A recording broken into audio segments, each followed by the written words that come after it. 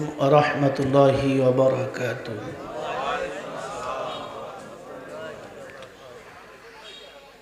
إن الحمد لله نحمده ونستعينه ونستغفره ونؤمن به ونتوكل عليه ونعوذ بالله من شرور أنفسنا ومن سيئات أعمالنا من يهده الله فلا مضل له ومن يضلله فلا هادي له ونشهد أن لا إله إلا الله وحده لا شريك له ونشهد أن سيدنا وسندنا ومولانا محمدا عبده ورسوله صلى الله تعالى عليه وعلى آله وأصحابه وبارك وسلم تسليما كثيرا. أما بعد فأعوذ بالله من الشيطان الرجيم.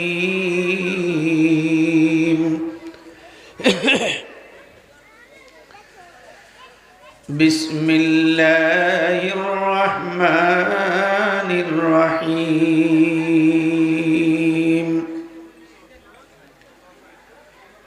والذين آمنوا أشد حبا لله.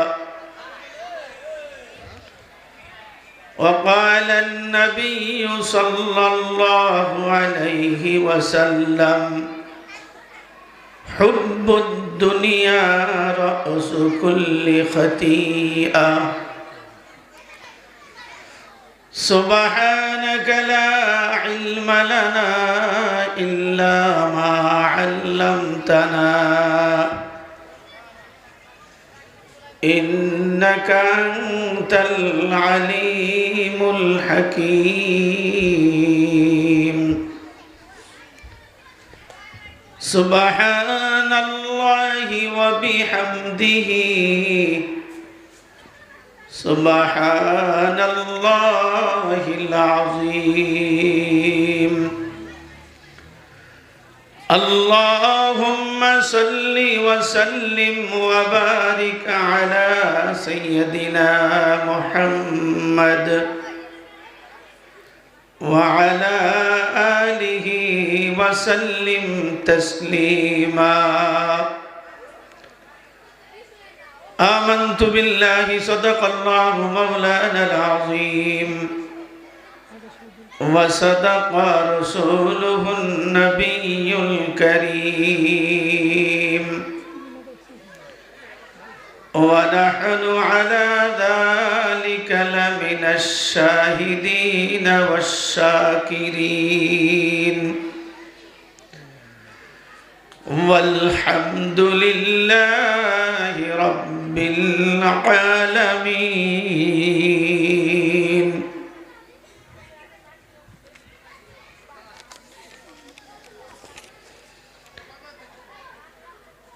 আল জামিয়াতুল ইসলামিয়া দারুস সুন্নাহ কওমি মাদ্রাসা ও উম্মে হাবিবা রাদিয়াল্লাহু তাআলা আনহা মহিলা মাদ্রাসার উদ্যোগে আয়োজিত তৃতীয় বাৎসরিক ওয়াজ মাহফিলের শ্রদ্ধাভাজন ব্যক্তিত্ব সম্মানিত সভাপতি জনাব হাজী নান্নু মিয়া সাহেব, আজকের মাহফিলের প্রধান অতিথি আলহাজ হজরত মাওলানা মিজানুর রহমান মোল্লা, বাংলাদেশ খেলাফত মজলিস ফরিদপুর। আজকের মাহফিলের প্রধান বক্তা বিশিষ্ট আলেম দ্বীন মুফাসসির কুরআন উস্তাদুল আসাতিজা হযরতুল আল্লাম জনাব আলহাজ হযরত মাওলানা মুফতি আব্দুল কাইয়ুম সাহেব মাদ্দাজিল্লুহুল আলিয়া, খলিফা হযরত মুফতি আব্দুল গফফার সাহেব দামাত বরকতুহুমুল আলিয়া। ঈশার পূর্বে ঈশার পরে আলোচনা করে আপনাদেরকে দিক নির্দেশনা দিয়েছেন অত্র এলাকার সর্বজন শ্রদ্ধেয় পরিচিত ব্যক্তিত্ব, আমার অত্যন্ত আস্থাভাজন আলেমে দ্বীন জনাব হাফেজ হজরত মাওলানা মুফতি জুবাইর আহমদ সাহেব দামাত বরকতুহুমুল আলিয়া, খলিফা শাইখুল ইসলাম আল্লামা শাহ আহমদ শফি রহমতুল্লাহ আলাইহি। মঞ্চে উপবিষ্ট বিশেষ অতিথিবৃন্দ, সামনে উপবিষ্ট জ্ঞানী গুণী বিভিন্ন পেশাজীবী বুদ্ধিজীবী ভাইয়েরা, বাবার বয়সী সম্মানিত মুরব্বীগণ, সমবয়স্ক বন্ধুগণ, প্রিয় যুবক ভাইরা,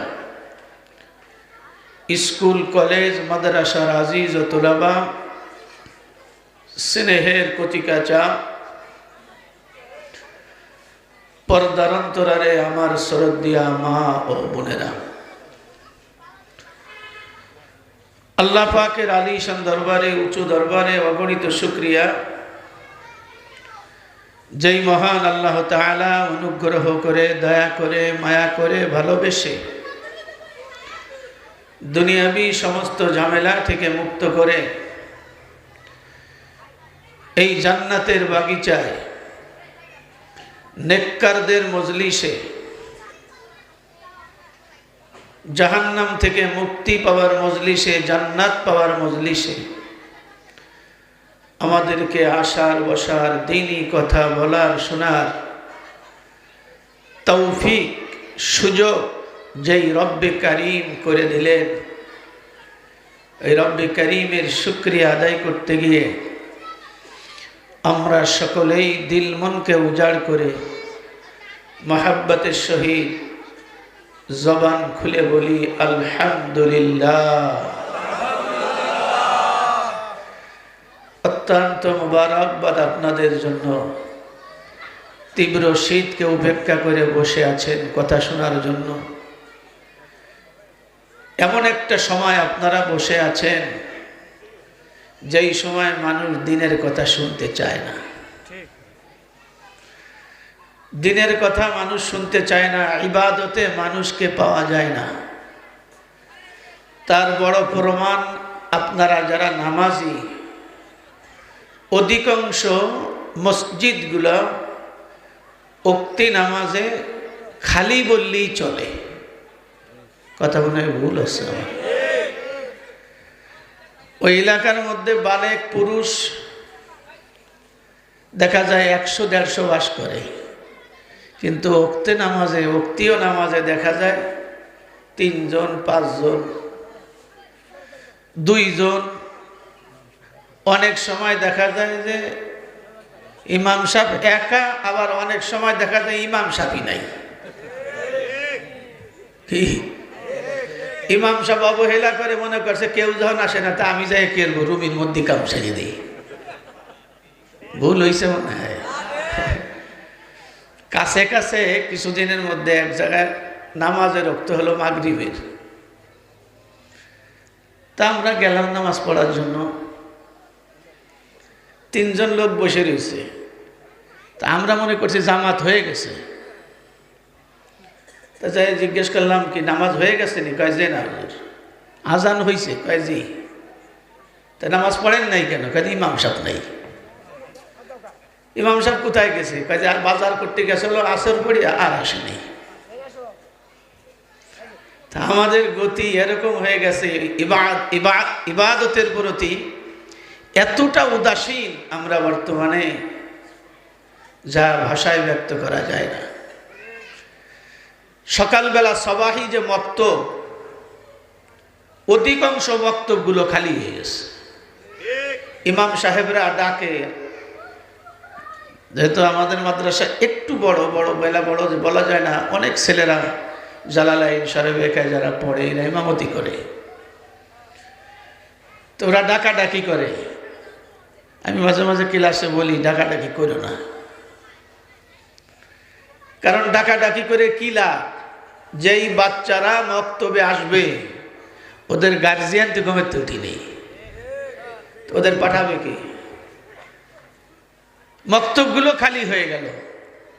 অথচ পাশাপাশি যে দেখবেন কেজি স্কুলগুলো পরিপূর্ণ। কেজি স্কুলে খালি ছাত্রীতে পরিপূর্ণ না, ছাত্রতে পরিপূর্ণ না, ওই জায়গায় গার্জিয়ানরা যায় বসে থাকে। কারণ গার্জিয়ান যায় দুইটা চালাকির কারণে। স্বামীকে বলে যদি ছেলের সাথে না যাই, বসে না থাকি, ও ক্লাসে থাকবে না, স্বামী সেটা মেনে নেছে। আর আরেকটা চালাকি হলো, শাশুড়ি শ্বশুর আছে বাড়িতে, যদি এই টাইমে বাড়ি থাকে তাদের জন্য নাস্তা বানাই দেওয়া লাগবে, রুটি বানানো লাগবে, রান্না করা লাগবে। ওই রান্না করা খেদমত থেকে বাইসে গেল। শ্বশুর শাশুড়ি সাদা সিধে মানুষ, কয় হা স্কুলে গেছে বৌমা, কি আর আমরা যা পারি তাই রান্না খাই। কথা বলেন। এই ফাঁকি ঝুঁকিতে দেশ গেছে একেবারে অন্ধকার হইয়া। আল্লাহু আকবার। এই যে মাদ্রাসায় আপনারা মাহফিলে আসছেন, হাবিবুল্লাহ আমার কাছে ছোটবেলায় হেফজ পড়ছে, অনেক যোগ্য ছেলে। আমি কাউলিবেড়া যখন পড়তাম আসি হেফজখানায় পড়াইতাম। তো হেফজখানার পড়ানোর সুবাদেও ছাত্র। আপনাদের এই মাদ্রাসা প্রতিষ্ঠিত হয়েছে, লম্বা আলোচনা আমি করব না। মুরব্বীদের আনে কি জন্য? আসল কথা বলার জন্য। কি দরকার? ওয়াজ করবেন মুফতি সাহেব হুজুর। হুজুরকে আমি অত্যন্ত আন্তরিকভাবে শ্রদ্ধা করি, যোগ্য আলেম এবং যোগ্য সব দিক দিয়ে হুজুর আমলি মানুষ। হুজুর অত্যন্ত সুন্দর আলোচনা করেন। তা আমরা এই যে মজলিসে বসছি, এই মজলিসের ব্যবস্থা করেছেন কে? কারা? বোঝেন নাই? মাদ্রাসা কর্তৃপক্ষ। মাদ্রাসার নাম কি? দারুস সুন্নাহ মাদ্রাসা। বাস অতটুকু, অত বড় প্রতিগুলি শেষে বলি আর একটার মধ্যে আর একটা চলে যেতে হবে। আরবি শব্দ তো অত কর অভ্যাস নেই আমাদের। হ্যাঁ, দারুস সুন্নাহ মাদ্রাসা। মাদ্রাসা শব্দের অর্থ কি? আমাদের দেশে মাদ্রাসা আছে না, দেখ মাদ্রাসায় যাইতে, মাদ্রাসা শব্দের অর্থ কি? মাদ্রাসা শব্দের অর্থ হলো বিদ্যালয়। মাদ্রাসা শব্দের অর্থ কি? যেটা আরো সহজ সরল ভাষায় বলে পাঠশালা। কি? পাঠ। পাঠ মানে পড়া, শালা মানে ঘর। তাহলে কি হলো? পাঠশালা, পড়ার। আমাদের মাদানী সাহেব হুজুর একদিন বলতেছিলেন ক্লাসে, ছাত্রদেরকে নসিহাত করতে, যে এক শিক্ষক ছাত্ররে জিজ্ঞেস করছেন, বলো তো পাঠশালা কাকে বলে? তা বলছে যেই শালায় পড়ে আর যেই শালায় পড়ায়। কথা বুঝতে পারিনি? যেই শালায় পড়ে আর যেই শালায় পড়ায় তারে পাঠশালা কয়। কথা কি ঠিক কইছে? কয় যে না, 100 বার ঠিক কইছে। শালা মানে ঘর না, তাই যেই শালায় পড়ায়, যেই শালায় পড়ে সেটাই তো পাঠশালা। এর নাম হলো মাদ্রাসা। তো এখন আমাদের এই যে মাদ্রাসা, যেখানে পড়ায় এবং পড়ে, সেটার নাম কি? মাদ্রাসা। আমাদের একটা ধারণা, কুধারণা। সেই কুধারণাটা হলো সাধারণ যারা জেনারেল লাইনে শিক্ষিত এবং যারা ইসলাম বিদ্বেষী, এদের একটা কুধারণা হলো মাদ্রাসায় পড়ে কি হয়। এরকম লোক নাই মনে হয়? মাদ্রাসায় পড়লে কি হয়, পড়লে কি হবে? আমরা অনেকে নামাজি আছি, তারাও মনে করি ওখানে পড়ে হবে কি? তো কি হবে তার বাস্তবতা আপনারা দেখছেন। কথা বলেন না কেন? এই যে যারা আমরা আসি, ওদের কিরাত শুনে তো আমারই ভয় করছে, ওদের খুতবা শুনে তো আমারই ভয়, বরং খুতবা তো আমিও পড়তে পারবো না। আর আপনাদের যদি কেউরে বলে দেওয়া হয় আজকে ঈদের নামাজ আপনারা পড়ান, তাহলে পারবেন না? আমরা তো পারি না, কিন্তু ইমাম সাহেবের সাথে যাচ্ছে না তাই ব্যবহার করি, এরকম মানুষের অভাব নাই। নাসির ভাই এখানে আছেন, আপনারা ওনাকে চিনেন। আশেপাশের একটা ইউনিয়নে আমরা একটা জানাজায় গিয়েছিলাম। যার বাবা মারা গেছে, সে যে ব্যবহারটা করছে ইমামের সাথে, ইমামের দোষ কি ছিল? মোটরে পানি ভরি নেই, এমন ধমক দিছে। তার বাবা মারা গেছে বলে কিচ্ছু আমি বলিনি। ইমাম সাহেবের বেতন 4,500 টাকা। আপনি যে ধমক দেন, এখানেও যারা আমরা ধমক দেই, আপনি ইমাম সাহেবের ধমকাবেন, ঠিক আছে, আপনার ধমক আমি মেনে নিলাম।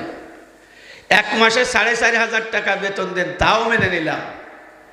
এবার আপনার কাছে একটা দাবি, একটা জুমার নামাজ আপনি শুধু খুতবা দিয়ে পড়াবেন, আমি আপনাকে 4,500 টাকা দিয়ে দিব।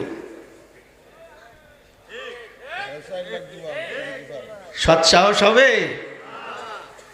সৎসাহস আমাদের হবে না, কিন্তু টাকার বড়াই দেখা ইমামের সাথে যাচ্ছে না তাই ব্যবহার করি, এটা আমরা করব না। আলেম, হাফেজ, নবীর ওয়ারিস, নবীজির পরিবারের লোক, এদেরকে সম্মান করা, ইজ্জত করা আমার আপনার নৈতিক ইমানি দায়িত্ব, কর্তব্য। তো মাদ্রাসায় পড়লে কি হয় আপনারা বাস্তব দেখেছেন। এই প্রশ্ন যুগে যুগে মানুষ করবে, এটা আল্লাহ পাক ভালো জানেন। এজন্য আল্লাহ পাক সব মানুষের কথার উত্তর একবারে দিয়ে দিয়েছেন। মাদ্রাসায় পড়লে কি প্রশ্ন করি, কি হয়? আল্লাহ পাক কোরআনে কারীমের মধ্যে বলেন, শাহরু রমাদানাল্লাযী উনজিলা ফীহিল কুরআন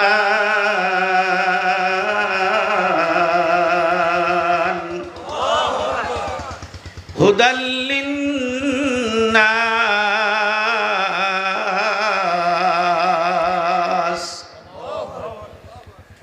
মুসলমান বাবাজিরা, ভাইরা, সাউন্ড কমাই দেন।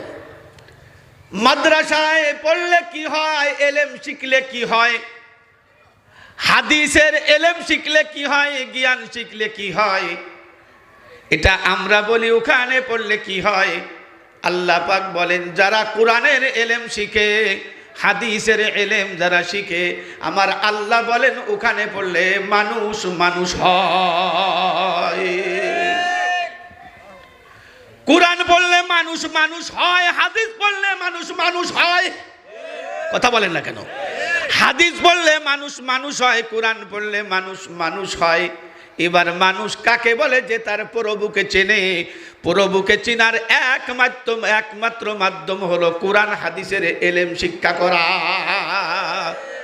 কারণ এলেম না শিখলে মানুষ আল্লাহকে চেনে না, এলেম না শিখলে মানুষ ইবাদতের পদ্ধতি জানে না। আজ মসজিদগুলো খালি হয়ে গেল কেন? কারণ হলো বর্তমান সমাজের মানুষ যারা আমরা আছি, ইবাদত করার পদ্ধতি জানি না। আর যেই জিনিস যে না জানে, সেইটা যদি তাকে দিয়ে করানোর চেষ্টা করা হয়, ওই জিনিস করতে জানে না, এজন্য যে করাতে যায় তার সাথে শত্রুতা সৃষ্টি হয়। এখন বর্তমানে মানুষ ইবাদত করার নিয়ম নীতি জানে না, যার জন্য দোস্তরে ইবাদতে মানুষ পাওয়া যায় না। বলবেন হুজুর শুক্রবারে তো পাওয়া যায়। কি পাওয়া যায়? শুক্রবারে পাওয়া যায়, শুক্রবারে সামাজিক ইবাদত করার জন্য যায়, শুক্রবারে যায় মানুষ সামাজিক ইবাদত করার জন্য। না গেলে বউ কি বলবে, না গেলে ছেলেমেয়েরা কি বলবে, জুম্মের নামাজটাও পড়তে গেল না। এই গালি থেকে, এই বচ্চনা থেকে বাঁচার জন্য বর্তমান সমাজের মানুষ জুমার নামাজ পড়তে যায়। আর প্রকৃত মানুষ যারা, তারা প্রতিদিন আল্লাহকে 5 বার করে কিস্তি দেয়। ফজরের নামাজের কিস্তি দেয়, জোহরের নামাজে কিস্তি দেয়, আসরের নামাজে কিস্তি দেয়, মাগরিবে কিস্তি দেয়, ইশারে কিস্তি দেয়। 5 বার যে ব্যক্তি আল্লাহ পাককে কিস্তি দেবে নামাজের মাধ্যমে, আমার আল্লাহ ওয়াদা দিয়েছেন আমার ওই বান্দা বান্দিকে আমি আল্লাহ 5টা পুরস্কার দিব। 1 নম্বর পুরস্কার, ফজরের কিস্তি যদি দেওয়া হয়, কিস্তি বুঝছেন তো, কারণ এখন তো সমাজ কিস্তিতে ভরে গেছে, আমি এই জন্য ওই নামাজকে কিস্তির সাথে আর কি মিশিয়ে দিচ্ছি যাতে ভালো করে বুঝতে পারেন। ফজরের নামাজের কিস্তি যদি আল্লাহকে দেওয়া হয়, 1 নম্বর আল্লাহর ওয়াদা, যতদিন আমি আপনি জীবিত থাকব আমার আপনার ভাত এবং কাপড়ে কোনোদিন কষ্ট হবে না। ভাত কাপড়ের জিম্মাদার নিবেন কে? তিনি হলেন আল্লাহ। এজন্য দেখেন ইমাম সাহেবকে বেতন কয়টা, পোশাকের দাম দেখছেন। আর একজন 30-35 হাজার টাকা বেতন, স্যান্ডেল 2 রকমের স্যান্ডেল পাই দেয়, 2 রকম। 2,500 বয়তে ভালো স্যান্ডেল পাই দেয় না। কথা মনে ভুল হচ্ছে। কাজ দিয়ে হাঁটে গেলি আলাদা একটা ঘিরান বেরোয়। আমরা অনুভূতি আছে, মোবাইলে ফ্ল্যাক্সিলিউড সপ্তাহে 100 টাকা লাগে। আল্লাহ পাক যদি কয় যে ফ্ল্যাক্সিলিউড কিনছিলি, আমার নবীর আতর কিনছিলি, আমি ওই অনুভূতিতে আমার পকেট থেকে আতর কোনো সময় খালি হয় নাই, বড়া। কারণ আল্লাহ যদি কয় তুই ফ্ল্যাক্সিলিউড মোবাইলে পড়ছে, তা আতর কিনিস নাই কে? এই উলামায়ে কিরাম যে কয় টাকা কামাই করে, ও হাইটে গেলে গিরান কয়, কারণ ও আতর ব্যবহার করে। তুমি মেলা টাকা ইনকাম করো, তুমি হাইটে গেলি তোমার গা দিয়ে মানুষের গন্ধ আসে। কি গন্ধ সেটা আমি বলবো না, কথা বলেন।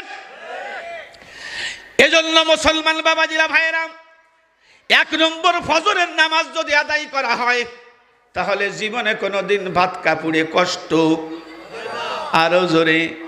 তাহলে আজকের থেকে আল্লাহর কাছে আমরা ইরাদা করি, মালিক ততদিন তুমি জীবিত রাখবা, কোনোদিন আমি ফজরের নামাজ আর কাজা করব না। মুসলমান ভাইয়েরা, জোহরের নামাজ যদি আদায় করা হয়, তাহলে আমার আপনার আখিরাতের যেই প্রথম ঘাটি, ওই ঘাটিতে যাওয়ার আগে সম্মান হবে, সম্মানী হবে ওই ব্যক্তি, যেই ব্যক্তির মৃত্যুটা ইমানি মৃত্যু হবে। এজন্য জোহরের নামাজ যদি আদায় করি, আমার আল্লাহ পাক আমার আপনার ইমানি মৃত্যু দান করবে। আসানের সাথে মৃত্যুর সময় জবান দ্বারা বাহির হয়ে যাবে তাওহীদের বাক্য, লা ইলাহা ইল্লাল্লাহ।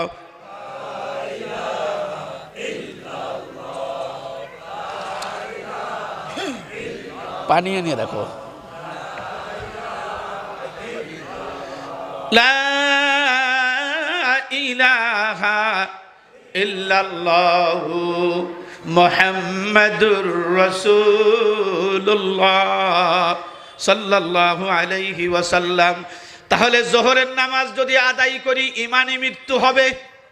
এজন্য আজকের থেকে ইরাদা করি, যতদিন জীবিত থাকব আমরা কোনোদিন আর জোহরের নামাজ কাজা করব না। আরো জোরে বলি, আসরের নামাজ যদি আদায় করি, তাহলে বন্ধুরা আমার আল্লাহ পাক আমার আপনার কবরের আযাব মাফ করে দিবে। আরো জোরে বলি সুবহানাল্লাহ। এবার আখিরাতের প্রথম ঘাটি হলো কবর। কবরে যদি আমি আপনি পাশ করে যাই, বন্ধুরা আমার কিয়ামতের ময়দানে উঠার পরে যতগুলো ঘাটি আছে, সব ঘাটিগুলো আল্লাহ আসানের সাথে পরিত্রাণ দিয়ে দিবে। মাগরিবের নামাজ যদি আদায় করি, আল্লাহ পাক ডান হাতে আমলনামা দিবে। ইশারের নামাজ যদি আদায় করি, আল্লাহ পাক বিজলির আকারে ফুলসুরাত পার করে বিনা হিসাবে জান্নাতের মেহমান বানায়া দিবে। এজন্য দোস্তরে আমার 5 বার হাজিরা দিতে পারবো কি পারবো না? সাধারণত আমরা যারা দারিদ্র, আলেম হাফেজ যদি হয়, হক্কানি পীরের সাথে যদি সম্পর্ক থাকে, এই মানুষগুলো আল্লাহকে 5 বার কিস্তি দেয়। কিন্তু সমাজের কিছু মানুষ আছে যারা নিজেদেরকে বুদ্ধিজীবী মনে করে, এরা সপ্তাহে কিস্তি দেয় 1 বার। কয়বার? কবে? এই তো বুঝে ফেলাইছেন। ইরাক বন্ধুরা আমার সপ্তাহে কিস্তি দেয় 1 বার।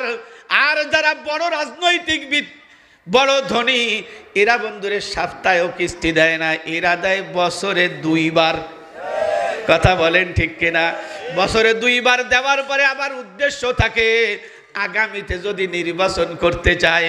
এজন্য প্রথম কাতারে দাঁড়ায়া খুতবা পড়ার আগে, নামাজ পড়ার আগে ইমাম সাহেবকে বলে, হুজুর 2টা কথা বলার সুযোগ দেন, সালাম দেব। সালাম আলাইকুম, হ্যাঁ ভুল আছে, সালাম আলাইকুম। পোশাক আশাকের সুন্দর ভাব, টুপি মাথায় দিতে দিশে পায় না।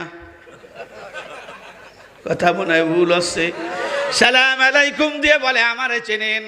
আমার আব্বাই দেশের অমুক ছিল, আগামী নির্বাচনে আমি নির্বাচন করতে চাই, ঢাকার থেকে খুলনা থেকে শুধুমাত্র আসছি ঈদের নামাজ আপনাদের সাথে আদায় করতে। আসলে ঈদের নামাজ নয়, আসলে আপনার কাছে নামাজের মাধ্যমে ভোট পাইতে চাই। কথা মনে হয় ভুল হয়ে গেল। এই জন্য মুসলমান বাবাজিরা ভাইরাম, আমি শুরু লগ্নে বলেছি মাদ্রাসায় পড়লে মানুষ কি হয়? এই তো বুঝেছেন, মানুষ মানুষ হয়। ইমান মানুষ মানুষ হয় কেমনে? ছোট্টবেলা থেকে যদি এই ইবাদতের পদ্ধতি বান্দাকে শিক্ষা দেওয়া না হয়, বুড়ো বয়সে কোনোদিন মানুষ ইবাদতের পাবন্দি এবং ধারাবাহিকতা ধারণ করতে পারে না। যাদের বৃদ্ধ বাবা মা আছে, বৃদ্ধ হয়ে গেছে, খেদমত আপনি করেন, কিন্তু আব্বা নামাজ পড়ে না, কিন্তু বিড়ি ঠিক মতো খায়। কথা মনে ভুল হচ্ছে। এখন ওই মুরব্বীরে আপনি যদি কেন আব্বা, আদবের সাথে বলেন, বেয়াদবি করেন না, এই বিড়িটা খাওয়া ছাড়ান দিলে নামাজ কালাম পড়ো। ও আমি কামায়েতে পারি নে বলে বিড়ি খাওয়া খুঁটা দাও না? কি কথা বলেন? এ কথা আসলে মুরব্বী বলতেন না। কারণ কি? ছোটবেলা থেকে মুরব্বীর ইবাদতের অভ্যাস নাই। আমার খুব ঘনিষ্ঠ একজন আত্মীয়, আমার ছোট বোন বলতেছিল যে ওনাকে যদি নামাজের কথা বলে, কয় তোকে ভাই ধরি, আমার জাগা যুগো যা আছে লেহে নিয়ে যা, তোরা আমার নামাজের কথা কুস নিয়ে। কারণ কি এটা হলো কেন? কথা বলে না কেন? এটা হওয়ার কারণ হলো ছোটবেলা থেকে অভ্যাস নাই। এই ছোটবেলা থেকে অভ্যাস না থাকার কারণে মুরব্বীকে নামাজে নেওয়া যায় না। আপনারা যারা মধ্যম বয়সী, আমি অনেক সময় দেখি কাউলি বেড়া নামাজ পড়তে আসে, জুম্মর নামাজ, আমার মতো 50 বা 50-এর ঊর্ধ্ব বয়স হবে, ডেলাকুলুক ব্যবহার করতে হয় জানে না, রাস্তার পাশে পিশাব করতে বসে 2টা বাড়ি দিয়ে ওযুখানা থেকে ওযু করে এসে নামাজ পড়ছে। ওই মুরব্বীর নামাজ তো ঠিক মতো হইছে? কারণ বন্ধুরা আমার, নামাজের বাহিরে ভিতরে কয়টা ফরজ? 13টা ফরজ। তার ভিতরে শরীর পাক, কাপড় পাক, উনি জানে না পিশাবে অপবিত্রতা হয়। এজন্য দোস্তরে পিশাব করে বাড়ি দিয়ে চলে আসছে, উরত ভিজে গেছে। এই উরত তো শরীরের মধ্যে না, হ্যাঁ? কি কবেন? যাবেন কোন জায়গা? এই যারা নামাজ কালাম পড়তে পারে, নামাজের মধ্যে ওয়াজিব কয়টা? 14টা। এই 14টা যদি একটা ভুল হয় কি হয়? এই দেখ, সিজদা দিতে হয়। শুনছেন কোনোদিন? সোহ মানে ভুল, ভুলের সিজদা দিতে হয়। এক মুসল্লি নাসির ভাইরে দেখছে সিজদা দিতে, কয় সিজদা দিলেন কে? নামাজের মধ্যে আবার সালাম ফিরে আবার সিজদা দিলেন কে? কয় যে এটা আপনি বুঝবেন না, এটা সিজদা ভুল হয়ে গেলে সিজদা দিতে হয়। বুঝেন নাই? উনি মনে করছেন নামাজের মধ্যে ভুল হতেই পারে, তাহলে সিজদা দিলে নামাজ হয়ে যায়। ওই মুসল্লি কয়দিন পরে সিজদা দিয়েছে। নাসির ভাই জিজ্ঞেস করে, আপনি সিজদা দিলেন কে? কয় আপনি বলেন না নামাজের মধ্যে ভুল হলি সিজদা দিলে নামাজ হয়, তা আপনি কি ভুল করছেন কোন তো? কয় আপনার কি ভুল হয়েছিল? কয় যে আমি তো ওয়াজিব ভুলে গেছিলাম, কোন সুরজবার কোনটা পড়ছি মনে নাই, এইটা। ও আপনার এইটা হয়েছে, আর আমার তেমন না। কয় কি? কয় যে সালাম ফিরানোর সময় মনে হয়েছে আমার ওযু ছিল না।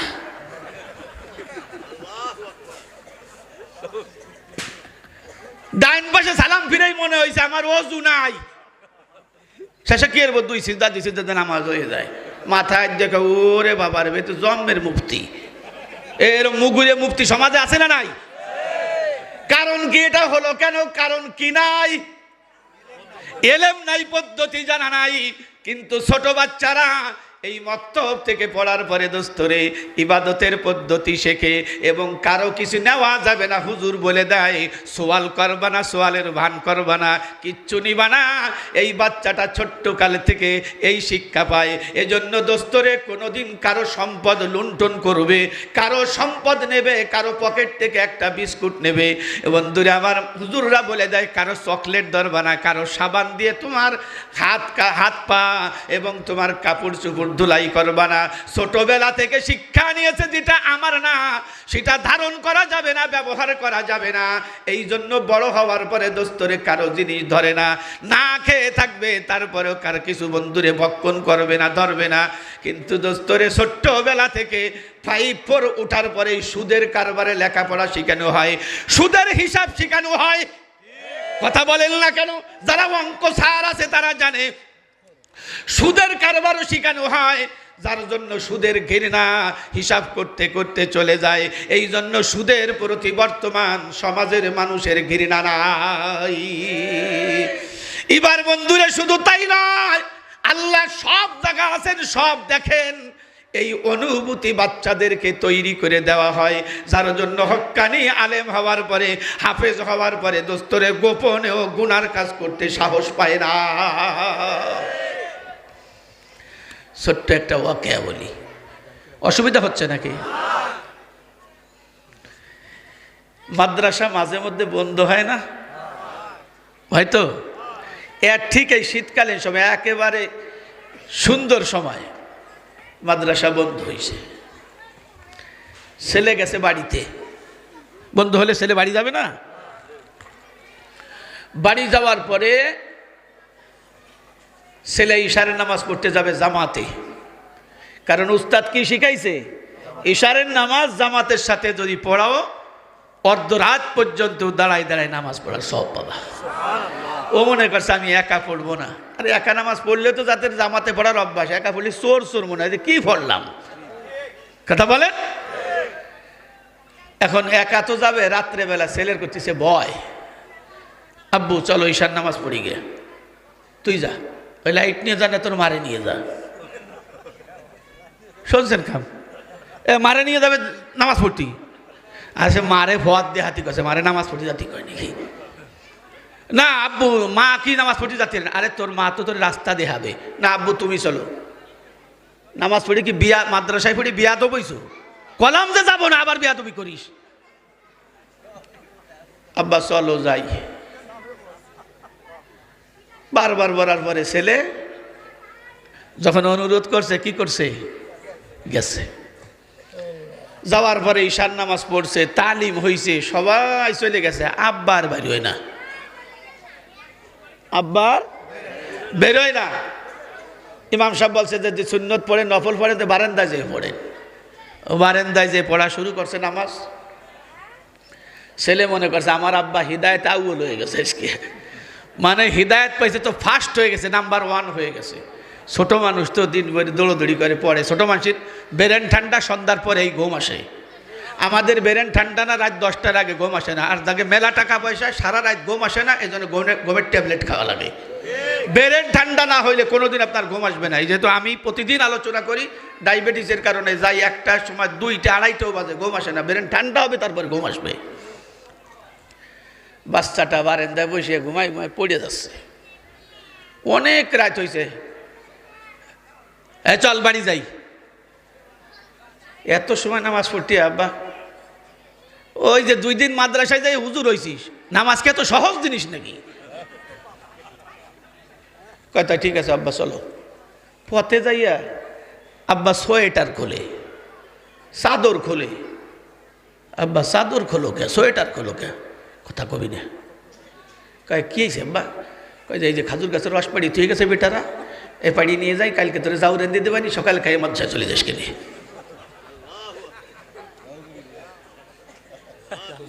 কয় যে আব্বা তো এই কাম কি করা ঠিক হবে? যদি বাড়িওয়ালা দেখে তো কৈশিষ্ট হবে না আমার আর তোমারে। আরে বাড়িওয়ালা দেখলি তো, যদি না দেখে তাই তো আমাকে হয়ে গেল। তাই উঠি গাছে, ওঠার সময় করছে শোন, যদি গাছে উঠি আর বাড়িতে কেউ আসে বা দেখে, তুই একটা সিগনাল দিবি, খালি কবি আব্বা এই করে ডাক দিও, করিও না তো আব্বা রস পালা যাবে না, নামিয়ে আসো, এই করে না, তালি বাড়িবি নেই। কয় ঠিক আছে আব্বা। গাছের অর্ধেক পর্যন্ত যখন গেছে, ও বলতেছে কি আব্বা আব্বা, মনে হচ্ছে কাম হয়েছে রে, বাড়ি এলাম না, চলে এসে। এ ভাই খেজুর গাছের তে যদি বুক শেষে নামে, ও কি অবস্থা হয় কন? এর নামি এসে নিচে এসে পড়িয়ে গেছে ড্যাপ করিয়ে। এ কি হয়েছে?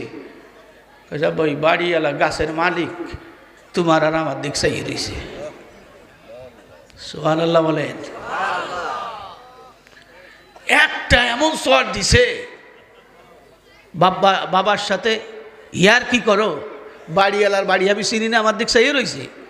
সাইডে ঘুরেই ফেলাই দিবার কাছে ঠিক মতো সিগনাল দিবি, নয় কেন তুই তাজা গাড়ি গিয়ে হেলাবানি কিন্তু। ঠিক আছে।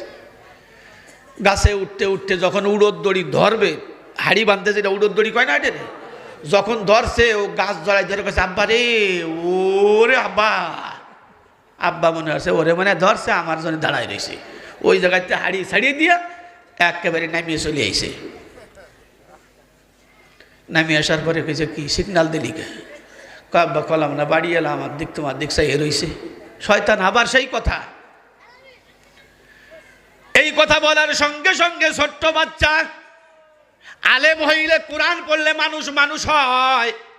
ছোট্ট বাচ্চা বলতেছেন, ও তো ভাষা জানে না, কিন্তু এইভাবে বলার ভঙ্গি, ই আমানত চন্দে রুজে নজদে মাস, ই আমানত চন্দে রুজে নজদে মাস, দর হकीकत মালিকে হর শै খুদাস, দর হकीकत মালিকে হর শै খুদাস।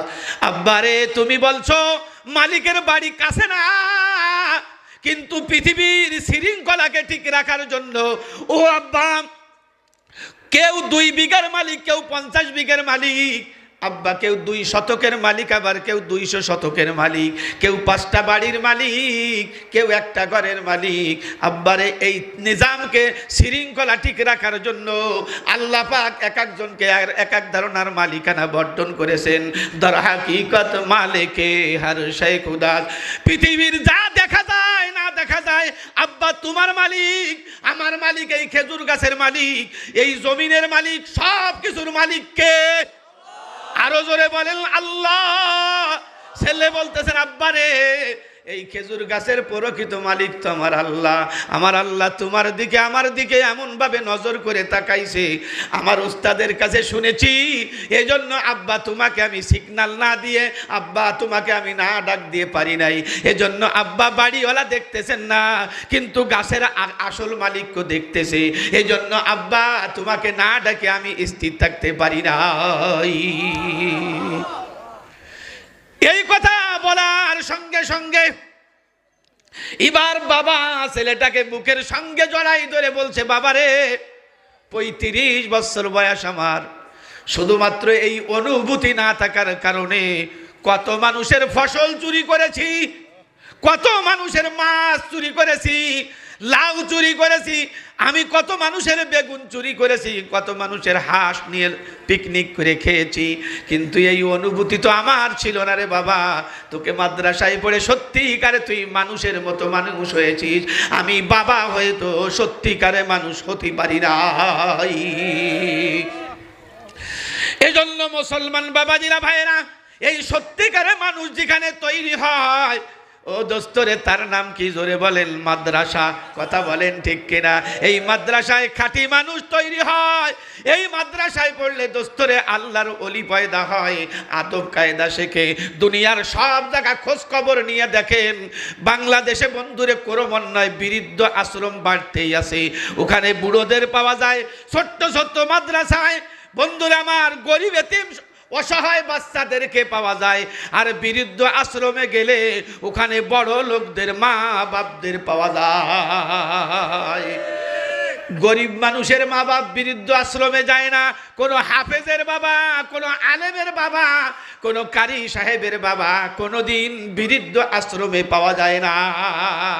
কারণ আলেম জানে আমি যতটুকুন পারি আমার আব্বা মার খেদমত করব। আমার ঘরের ভিতরে নকল কাবা, আমার মার দিকে যদি তাকাই, আমার আব্বার দিকে যদি তাকাই, ওই হাফেজে কোরআন আলেমের এই বিশ্বাস আল্লাহ পাক আমার আমল নামায় কবুল হজের নেকি দিয়ে দিবে। পক্ষান্তরে তুমি জিনারের লাইনের শিক্ষিত, তুমি তো আর দুনিয়ায় আল্লাহর হুকুম মানো না, রসুলের তরিকা মানো না। এজন্য তুমি কি করেছো, বর্তমান তুমি মুরিদ হয়েছো তোমার বোর কাছে। বউ বলছে এই বাবা মা নিয়ে যদি সংসার করো তাহলে এদেরকে নিয়ে আমি থাকতে পারবো না। এই বোর কাছে মুরিদ হওয়ার কারণে বাবা মাকে রেখে বাসায় চলে যায়। পক্ষান্তরে মা বাপ যখন চলতে না পারে তাদেরকে বৃদ্ধ আশ্রমে ঠাঁই পাইতে হয়। তাহলে বোঝা গেল মাদ্রাসার দরকার আছে না নাই? আরো জোরে বলেন আছে না নাই? শুধু কি তাই, শুধু কি তাই, ছেলেরা কোরআন শরীফ হাতে নেয় নাকি? ছেলেরা দেখে দেখে কোরআন তেলাওয়াত করে। যেই বাচ্চাগুলো জানাজা দেখাইছে ওদের একজনেরও 14 বছর বয়স। কথা বলেন, ওরা কোরআন শরীফ তেলাওয়াত করে। আমার আপনার মালিক ওই যে সন্তান প্রতিটা হরফে 10টা করে নেকি পায়। আলিফ লাম মিম যালিকাল কিতাব।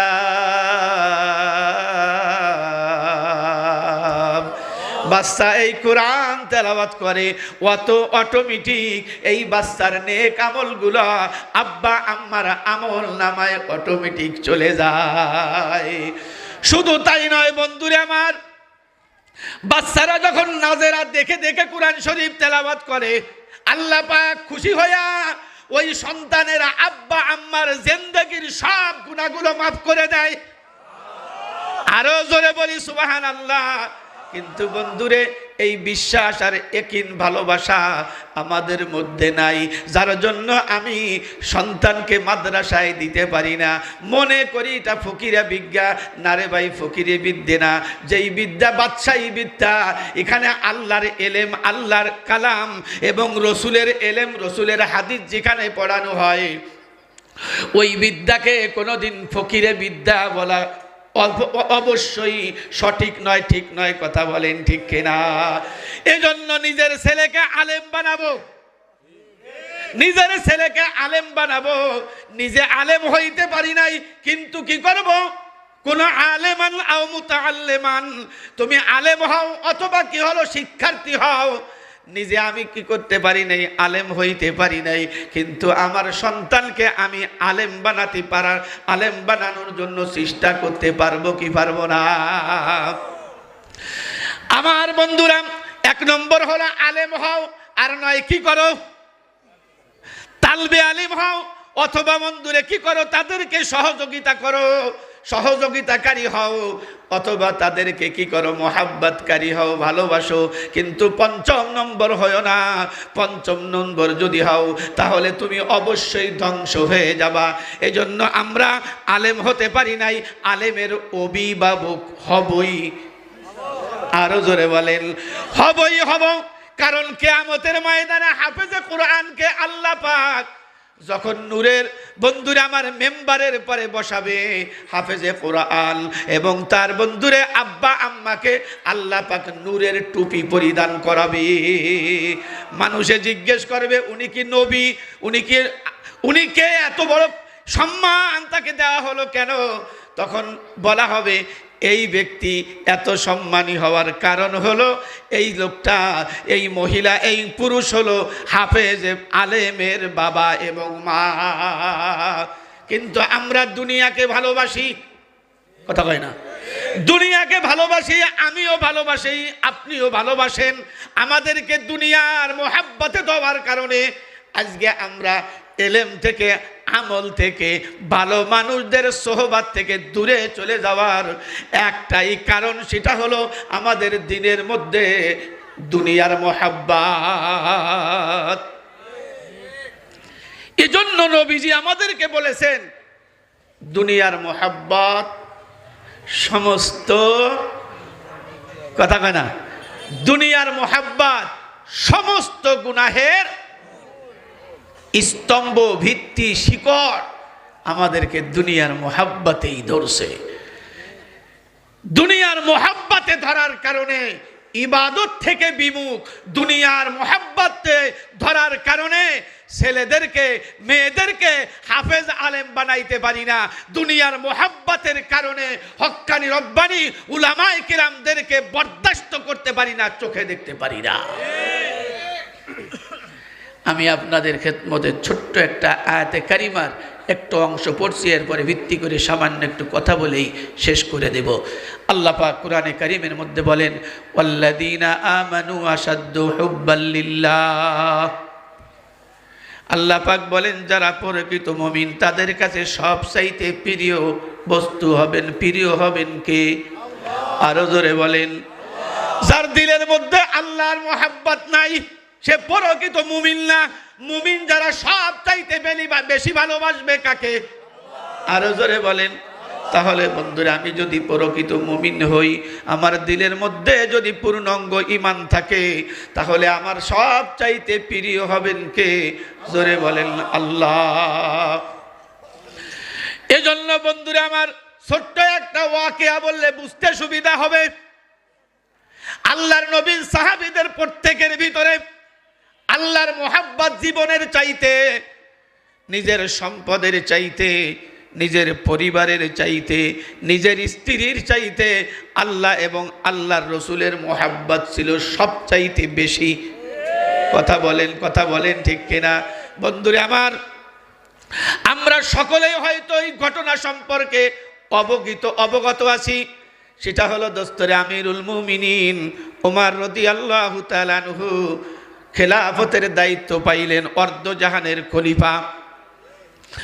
অর্ধজাহানের খলিফা হওয়ার পরে সাহাবীদেরকে নিয়ে আলোচনা করতেছিলেন, বয়ান করতেছিলেন মসজিদে নববীতে। ইতিমধ্যে একজন সাহাবী দাঁড়িয়েছেন জরুরতে যাওয়ার জন্য, ওয়াশরুমে যাওয়ার জন্য অনুমতি দিলেন, চলে যাও। কিন্তু অনুমতি পাওয়ার পরে কিছু দূর অগ্রসর হওয়ার পরে ফিরে আসছেন। ফিরে আসার পরে উমর রাদিয়াল্লাহু তাআলা আনহু জিজ্ঞেস করেন, কি ব্যাপার, তুমি কি জরুরত সারতে যাওনি? ওই সাহাবী বলছেন, না আমিরুল মুমিনিন, আমার জরুরতের কথা আমি ভুলে গিয়েছি। আমিরুল মুমিনিন জিজ্ঞেস করে, কেন? বলে, দরজার কাছে একজন মহিলা বাচ্চা কোলে করে দাঁড়িয়ে আছেন, ওই মহিলা আপনার সঙ্গে কথা বলতে চায়, তার খবরটা আপনার কাছে পৌঁছে দেওয়ার জন্য আমার জরুরতের কথা আমি ভুলে গিয়েছি। উমর রাদিয়াল্লাহু তাআলা আনহু এই সংবাদ শোনার পরে ওনার বক্তৃতা আলোচনা বন্ধ করে দিলেন। বন্ধ করে দেওয়ার পরে চলে গেলেন দরজার কাছে। দরজার কাছে যে দেখলেন একজন মহিলা দাঁড়ানো। মহিলাকে জিজ্ঞেস করে, মা তুমি কি জন্য এখানে আগমন করেছো? কি উদ্দেশ্য নিয়ে তুমি আমার কাছে এসেছো? এবার মহিলা বলতেছেন, আমিরুল মুমিনিন, আমি আপনার কাছে একটা অভিযোগ দায়ের করার জন্য আসছি, নালিশ করার জন্য আসছি। কি অভিযোগ, কি নালিশ? এবার বলতেছেন, আপনি আমার দিকে তাকান। আমার দিকে তাকাই দেখেন, এই আমার কোলে যে সন্তান, এই সন্তান আপনারই সন্তান, আপনার নাতি সন্তান, আপনার সন্তান আবু শাহমা রাদিয়াল্লাহু তাআলা আনহু, তার ঔরজাত সন্তান এইটা। অবৈধভাবে এই সন্তানের জন্ম হয়েছে। আমি এসেছি আপনার কাছে, আমাকে বিচার করে পুত পবিত্র করে দেন, যাতে আমার গুনার বোঝা বহন করে কবরের বাসিন্দা হতে না হয়। মুসলমান বাবাজিরা, ভাইরা, বুঝার বিষয় হলো এত বড় পাওয়ারফুল খলিফা, তার ছেলের বিরুদ্ধে যখন একজন সামান্য মহিলা অভিযোগ করেছেন, বর্তমান যুগের যদি হইতো ছেলের কাছে জিজ্ঞেস করা হতো না, আর ওই যে মহিলা অভিযোগ নিয়ে এসে অবশ্যই মহিলা গুম হয়ে যাইতো, অথবা দোস্তরে চিরতরের জন্য নিখোঁজ হয়ে যাইতো, ওই মহিলাকে আর কোনোদিন খুঁজে পাওয়া যাইতো না।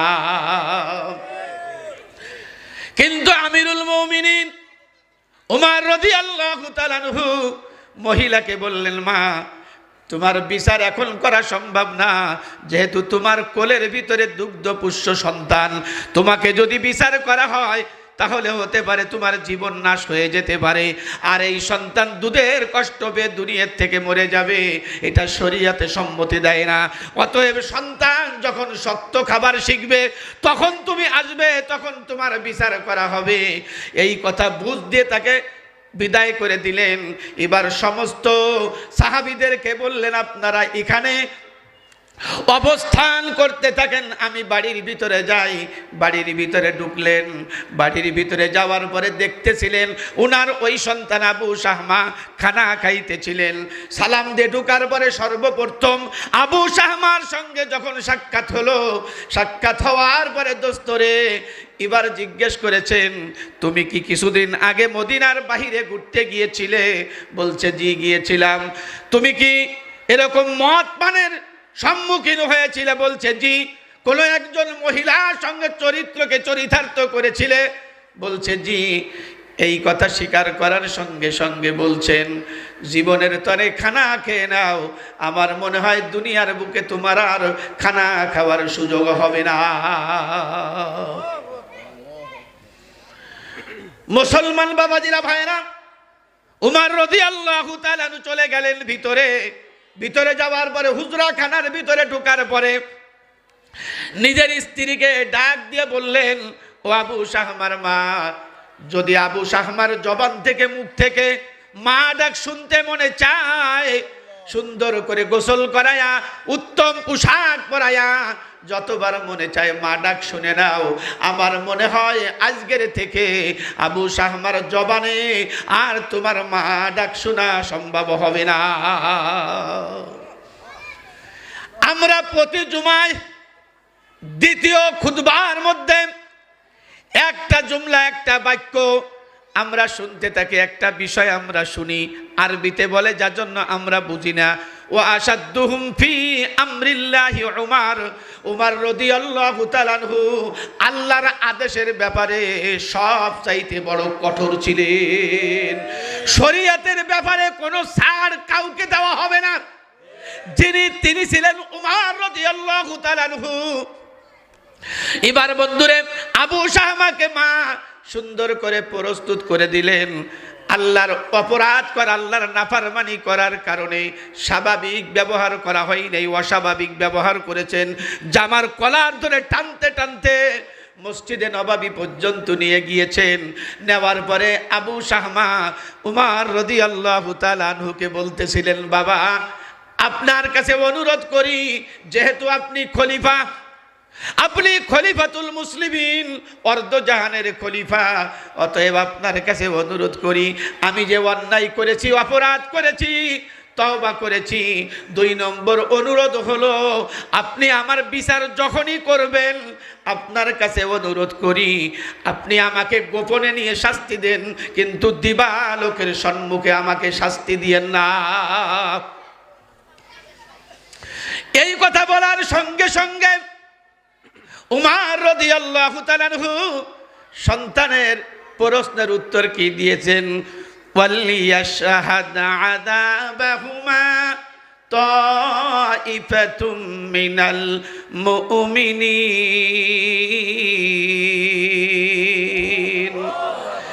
এখনো যেই বিচারের সম্মুখীন, অর্থাৎ জিনাকারী এবং জিনাকারিনী উভয়ের দণ্ডবিধি বাস্তবায়ন করতে হবে। জনসমুদ্রের সম্মুখে, মানুষের সম্মুখে বিচার করতে হবে। অতএব তোমার বিচার গোপনে করা আমার দ্বারা সম্ভব না, কারণ এটা আমার খোদাই বিধান। তোমার বিচার মানুষের সম্মুখে করতে হবে, গোপনে তোমার বিচার করা আমি উমরের দ্বারা সম্ভব না। একটু জিকির করি লা ইলাহা ইল্লাল্লাহ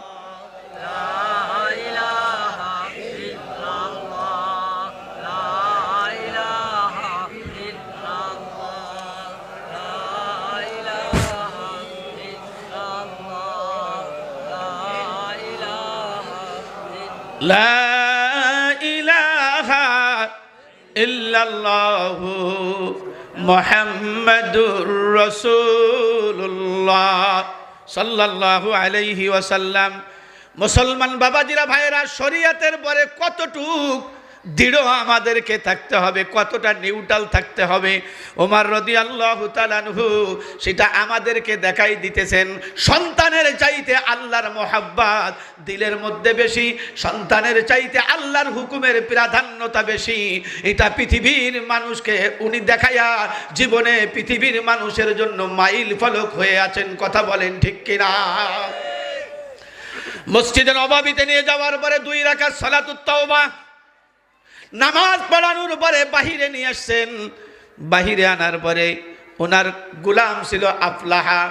আফলাহাকে বন্ধুরে আমার চাবুক হাতে দিয়া, এবার ডুররা হাতে দিয়ে বলছে, আফলাহা রে, তুমি আবু শাহমার গায়ে আঘাত করো। আয-যানিয়াতু ওয়াজ-যানি ফাজলিদু কুল্লা ওয়াহিদিম মিনহুমা মিআতা জালদা। জিনাকারী এবং জিনাকারিনী উভয়ের দণ্ডবিধি হলো 100 ডুরা মারা। অতএব আফলাহা 100 ডুরা মেরে দাও। মুসলমান বাবাজিরা ভাইরা, এবার আফলাহা আমিরুল মুমিনিনকে বলছেন, আমিরুল মুমিনিন, আমি আর আবু শাহমা সমসাময়িক, একই বয়সী, কি করে তার গায়ে আমি আঘাত করি এটা আমার দ্বারা তো সম্ভব না। একই সময়, একই বয়সী, একই জায়গা ঘুমাই, একই জায়গা খাওয়া দাওয়া করি, একসঙ্গে চলাফেরা করি, কি করব? ওমর রাদিয়াল্লাহু তাআলা আনহু বলছেন, তাহলে তুমি একটু কম্পেয়ার করো, মিসাল দিয়ে দেখো, দৃষ্টান্ত করে দেখাই। যেটা বলি তুমি বড় না আমি বড়, বলে আপনার সাথে তো আমার তুলনা হয় না। এবার আমি বড় না নবী বড়? আপনার সাথে নবীজির তুলনা হয় না। এবার বলছেন নবীজি বড় না আল্লাহ বড়? এবার বলছেন আল্লাহ বড়।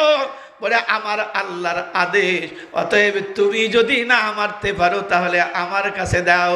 ও মুসলমান, আল্লাহর প্রতি কতটা ভালোবাসা, আল্লাহর আদেশের প্রতি কতটা ভালোবাসা।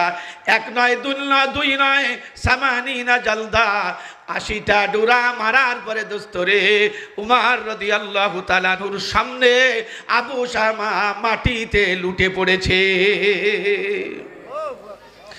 আল্লাহু আকবার বলে আর মারে, আল্লাহু আকবার বলে আর মারে। আল্লাহকে বুঝাইতেছেন, আল্লাহকে জানাই দিতেছেন, আল্লাহ আমার দিলের মধ্যে সন্তানের মোহাব্বত আছে ঠিক, কিন্তু তোমার হুকুমের সামনে এবং তোমার মোহাব্বতের সামনে সন্তানের মোহাব্বত এবং আমার জীবনের মোহাব্বত বড় নয়। মুসলমান বাবাজিরা ভাইরাম, মাটিতে লুটে পড়ার পরে ওমর রাদিয়াল্লাহু তাআলা আনহু, বাবা তো বাবাই। বন্ধুরে, অনেক সময় সন্তানদেরকে আমরা রাগারাগি করি। আপনি মারপিট করেছেন সন্তানকে, বিদেশ যাবেন, সারা পথ শুধু আপনার কাছে খারাপ লাগতেছে, কেন ওকে আমি মারলাম, কেন ওকে মারপিট করলাম, গালমন্দ করলাম। আবার ডিউটিতে যাবেন বা যেখানেই যাবেন, সন্তান আপনার প্রতি, সন্তানের প্রতি এতটা মমতা, একে রাগ গুসা করার পরে দিলের মধ্যে ভালো লাগে না। ওমর রাদিয়াল্লাহু তাআলা আনহু 80টা ডোরা মারার পরে এবার গায়ে হাত দিয়ে দেখছেন নিঃশ্বাস আর চলাফেরা করে না। উনি বুঝে গিয়েছেন আমার আবু শাহমা আর দুনিয়ায় নাই, দুনিয়ার থেকে চলে গিয়েছে। মুসলমান বাবাজিরা ভাইরা, আবু শাহমা রাদিয়াল্লাহু তাআলা আনহুর মা ভিতর থেকে দৌড়ে আসছেন বোরকা পরিহিতা অবস্থায়। আসার পরে বলছেন, আমিরুল মুমিনিন, বাকি যেই ডুরাগুলো আপনি আমার সন্তানের, মৃত সন্তানের গায়ে আঘাত করবেন না। আমি মদিনা থেকে মক্কা হেঁটে হেঁটে 20 ডুরার বিনিময়ে 20টা উমরা করে দিব, তারপরেও আপনি আমার সন্তানের গায়ে আঘাত করবেন না। ওমর রাদিয়াল্লাহু তাআলা বললেন, ভিতরে চলে যাও, আল্লাহর শাস্তি বিধান নফল ইবাদত দিয়ে পরিপূর্ণ করা যায় না। অতএব তুমি চলে যাও। কিতাবের মধ্যে দুই ধারণার বর্ণনা আসছে।